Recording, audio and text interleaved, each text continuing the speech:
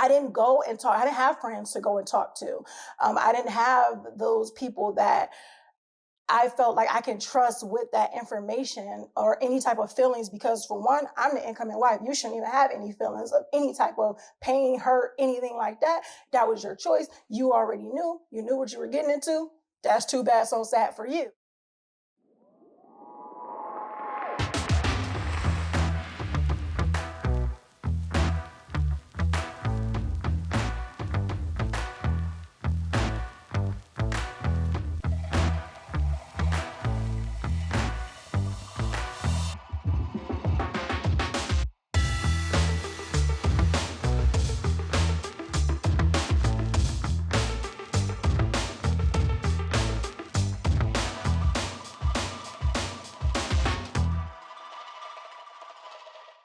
To find out that the people that love you or that even say they love you, you find out that that wasn't their intention. So that felt really, really good when I was like, okay, this was not the intention that I thought everyone had. These two was not what it was. So that was really, really freeing because I didn't get information. So it's easy to assume when you don't get information. And it's also easy to assume that it's an assumption, but it could have been avoided. And that's on my part, that's on your part, because that's why we drive the point home, and I'm gonna break in here real quick with this. That's why I'm on that hard conversation part, because the hard conversation could be had either way. The husband can approach the wife can approach the husband. Even let's say you didn't know. You still have a hard conversation that you need to have so that you can get clarity, so there aren't assumptions. And you will save yourself so much time and emotional trauma, because some of the trauma that we go through, we've created in our own mind. You know, that is something I did a lot, because I'm like, look, I'll ask the hard question, but it's like, you want the hard answer with the hard question, or you want the easy answer with the hard question? Because if you're going to ask questions, you got to be ready for the answers. And I was not that way. Now I'm built different now. So you don't have the wife he had before polygyny. I think now I'm much better than I was before, because I'll just ask. Because I know what it's like and what happens to you when you don't ask, when you don't find out. Because men need to be more vocal about how maybe I'm afraid. That's how it started. Yeah, that's how it started. We're going to come back around to the... Yeah. Let's do that. No doubt. Let's do that. So we turn right to you. With me, it was a lot of assumptions. We're going to go back to assumptions, because with me, I kind of had the logical thinking part too, on the, and that emotional stuff too, but that kind of smacked me in the face kind of like after that. But the logical thing was, after reading about polygamy in Islam, the book, and everything like that, I was like, that makes a lot of sense.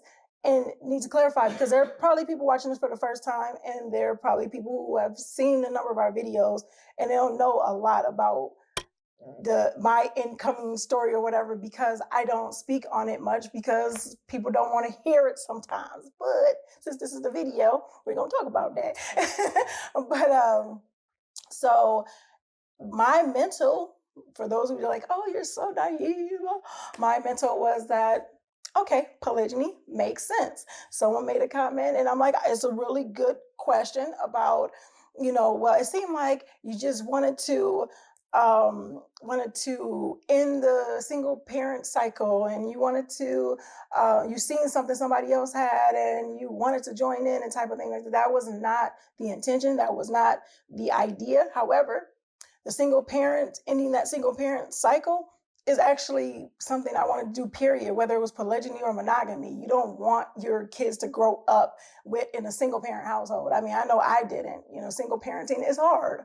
And not only that, is that it doesn't do justice for children, to not have that strong leadership in their household, father figure and everything like that. Anyway, I digress. So that mentality was having a leader having a companion, having a family, a bigger family, expanding my family. I had a son and a daughter. And they were both 6 years apart. However, my family here, that wasn't my family then, had sons and daughters. But the sons were little, but they had daughters. And I'm like, oh, they have daughters. Everything in my mind was sunshine and rainbows and kittens and unicorns. I was like, okay, she has been a Muslim for an extended period of time, longer than me. She can help me with my Islam. She can help me with my Quran. I have a sister that I'll be able to talk to. I'm an introvert. I don't, my close people are mainly my family members. I was like, new sister, companionship, leadership in a husband, extended family, all that other stuff.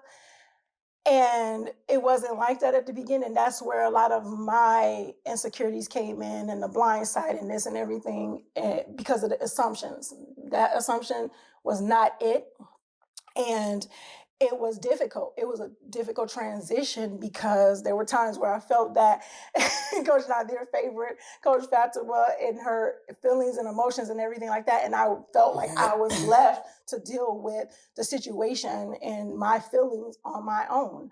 Not that it was necessarily the case, but we have our feelings, we have our assumptions, lack of communication. We're going to go into what it looked like versus what it is now, because it was ugly before it was pretty. So, and I didn't go and talk. I didn't have friends to go and talk to. I didn't have those people that I felt like I can trust with that information or any type of feelings, because for one, I'm the incoming wife. You shouldn't even have any feelings of any type of pain, hurt, anything like that. That was your choice. You already knew. You knew what you were getting into. That's too bad, so sad for you. And so I didn't want to feel that way. I didn't want to continue to feel that way, because I was told, I was called snake and homewrecker and all types of stuff by my own community, because I decided to marry a person who was already married. And because my intentions were good, that didn't matter. So it's those type of things to deal with. I didn't want to tell my mom about how I was feeling, because I didn't want her to get a negative view about Islam, nor a negative view about polygyny. I didn't want her to be biased because that's my baby, type of stuff. I didn't want any of that to happen. So I dealt with a lot of the internal struggle on my own. And later on, like I said, we'll get into that, now, because my whole thing is, when I found out that, my co-wife didn't want to talk to me, when I found out that, it was, issues and different things like that, it kind of broke down my whole happy mentality of what it was going to be and what I thought it was going to look like. And that is draining and exhausting, to say the least, as well. And it's painful as well. So, you want things to be happy. There were many times where I thought, like, maybe I should walk away from this. I was like, maybe I should do this because then they can be happy again. Maybe I should do this because then I'm the cause of the problem and everything like that. But it was with communication and faith and working towards it and knowing each other's struggles and stories and everything like that. And that we got where we are, but it's more to that story as well. But that was my intro into it. So that's the how it started part. And what we'll do is ask you, how's your journey start? Why are you here? What's your curiosity? All right. Was it rocky? Was it easy? You know what I'm saying? Did you already have things already put together? All right. Are you checking just now to learn? All right. Or you just trying to, turn like it's TLC or something. Look at Big Love or them other shows that they got going on. You know what I'm saying? What is it? Sister Wives. You know what I'm saying? So put in the comments below, so we know you watched the entire video, since we know that about 60% of people that watch our videos are not subscribed. So subscribe. How about that? But leave a comment. Let us know the deal. Help us share this information with other people, and we're going to record a part 2 so far as how it's going, so that you understand what took from our chapter 1, chapter 2, 3 to now our chapter 12, and kind of what was required in between there to bridge that gap. All right? It's cool? How it started? Below. And we will rock out with some GOC. But before we do, they're supposed to share the video too. And make sure you hit the notification bell so you're notified when we upload. So comment, like, subscribe, hit the notification bell, and we're going to leave you off with that GLC as promised. That's a polygamy lesson right there, see. They make you look better than you are. Not us You making missing it look something better. else. We cover each other. We try to hook it up. I forgot all of that. And I usually am a Very forgetful important. one. These two usually remember. My brain is traumatized. All right, with that being said. Make sure you are growing intentionally. Loving fearlessly. And connecting on a higher level. Every single day. day. Assalamu alaikum. Peace. Here are 3 ways outstanding personal relationships can help you.